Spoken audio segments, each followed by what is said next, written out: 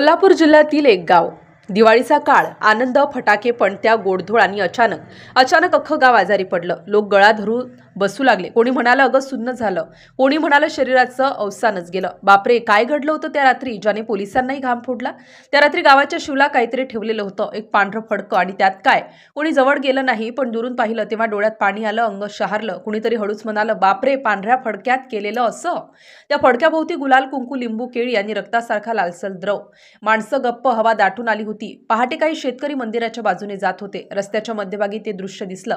पहिल्यांदा वाटलं कुणीतरी गंमत केली असेल, पण जवळ गेल्यावर लक्षात आलं ते गंमत नव्हती, ती पूजा होती. एका पांढऱ्या फडक्यात ठेवलेलं होतं जनावरांचं काळीज, भोवती पसरलेलं कुंकू, गुलाल, लिंबू, केळी आणि कापलेली केळीची झाडं. ज्याने पाहिलं त्याचं रक्त गोठलं. गावात एकच आरडाओरडा सुरू झाला, हे कोण केलंय? अशी घाणेरडी पूजा आमच्या गावात कोण आणली? लोक एकमेकांकडे बघत होते, पण कोणीच उत्तर देत नव्हतं.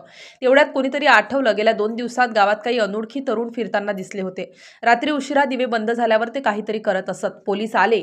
इंगळी पोलीस ठाण्याचे अधिकारी घटनास्थळी धावले. संपूर्ण ठिकाणाचा पंचनामा झाला. रक्ताचे डाग, लिंबू, केळी, कुंकू सगळं ताब्यात घेण्यात आलं. सीसीटीव्हीचा तपास सुरू झाला आणि मग फुटेजमध्ये दिसलं काहीतरी जे सगळ्यांना हादरवून गेलं. मध्यरात्रीच्या सुमारास 8 ते 10 तरुण गावाच्या मध्यभागी आलेले होते. त्यांच्याकडे पिशव्या होत्या. त्यांनी काहीतरी मातीवर ठेवलं, त्याभोवती गोल फिरले आणि नंतर हातवर करून काही मंत्र म्हणू लागले. अगदी तसंच जुन्या काळात तंत्रमंत्रात होतं.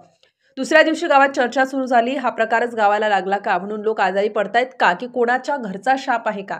अफवा पसरू लागल्या. पोलीस शांत होते. त्यांनी ठरवलं आधी सगळं पुराव्यानिशी उलगडायचं.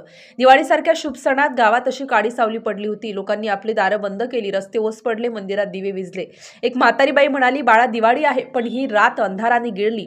आणि तेव्हाच पोलिसांनी 5 तरुणांना ताब्यात घेतलं. चौकशी सुरू केली. प्रश्न एकच, हे सगळं का केलं? सुरुवातीला सगळे गप्प, पण एका तरुणाने शेवटी कबूल केलं.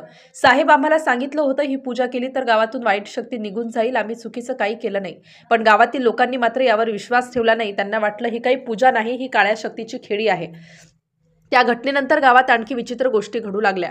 कुत्रे रात्री ओरडत, दिवे आपोआप बंद होतात, काही लोकांना झोप लागत नव्हती. पोलिसांनी मात्र सगळं अंधश्रद्धेचं म्हणून राहायला सांगितलं. पोलीस तपासात समोर आलं की ही पूजा एका अघोरी पंथाच्या सूचनेनुसार करण्यात आली होती. त्यांचा विश्वास होता अशा विधीने शक्ती मिळते, वाईट निघून जातं. पण प्रत्यक्षात त्याने गावात भीती, आजारपण आणि अंधार आणला. त्या रात्रीचं सत्य आता पोलिसांच्या फाईलमध्ये आहे. पण गावकऱ्यांच्या मनात मात्र अजून एकच प्रश्न आहे, त्या पांढऱ्या फडक्यात ठेवलेलं ते काळीज खरंच जनावरांचं होतं का? कदाचित नाही. कदाचित त्यामागे काहीतरी असं आहे जे आजही इंगळीच्या शिवला वाऱ्याबरोबर कुजबुजतं. गावच्या शिवला बापरे, पांढऱ्या फडक्यात केलेलं असं, ज्याने संपूर्ण गाव हादरलं.